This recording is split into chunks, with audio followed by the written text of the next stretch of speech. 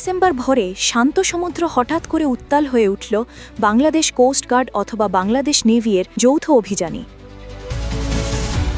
Bangladesh coast guard এবং Bangladesh navy একটি বিশেষ অপারেশন চালায়। অপারেশনটি কক্সবাজার জেলার টেকনাফ থানার অধীন কোনাপাড়া লবণের মাঠ সংলগ্ন এলাকায় সংঘটিত হয়। যৌথ বাহিনী গোপন সংবাদের ভিত্তিতে এই অভিযান চালায়। অভিযানে আইন শৃঙ্খলা বাহিনী একটি বড় অস্ত্র, গোলাবারুদ, বিস্ফোরক এবং দেশীয় আগ্নেয়াস্ত্রের চালান উদ্ধার করে। জব্দকৃত সামগ্রীর মধ্যে ছিল ৯ রাউন্ড তাজা গুলি, ২ রাউন্ড লাইভ কার্তুজ, ৭ ফাঁকা কার্তুজ, ১৩ ফাঁকা গুলির কেস, ২টি দেশীয় তৈরি বিস্ফোরক, ২টি দেশীয় তৈরি অস্ত্র এবং ৩টি দেশীয় আগ্নেয়াস্ত্র। অভিযানকারী অফিসার মিডিয়া কর্মকর্তা লেফটেন্যান্ট কমান্ডার সিয়াম উল হক সাংবাদিকদের জানান যে বন্দুকধারীরা কোস্ট গার্ড ও নৌবাহিনীর উপস্থিতি টের পেয়ে পালিয়ে যায়। অভিযানের সময় কাউকে গ্রেপ্তার করা যায়নি, তবে গোয়েন্দা নজরদারি এবং অনুসন্ধান তাৎক্ষণিকভাবে শুরু হয়েছে।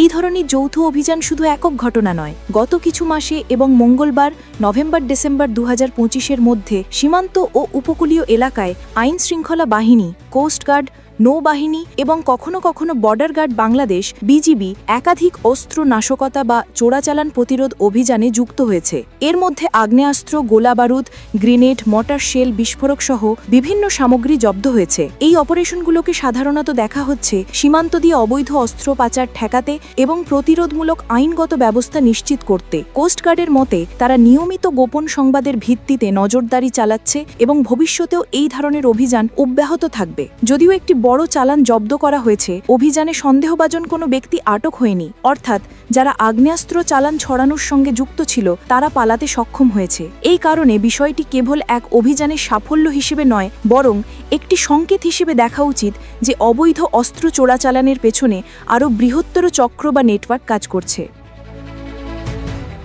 এই ঘটনার প্রেক্ষিতে সাধারণ নাগরিকদেরও বিশেষভাবে সচেতন হতে হবে। সীমান্তবর্তী এলাকাগুলোর সঙ্গে ঘটে যাওয়া অবৈধ কর্মকাণ্ড, অস্ত্র পাচার, চোরাচালান বা গোষ্ঠীগত সন্ত্রাসী কার্যকলাপ এসব রাষ্ট্রীয় নিরাপত্তা ও সমাজের স্থিতিশীলতার জন্য বড় হুমকি।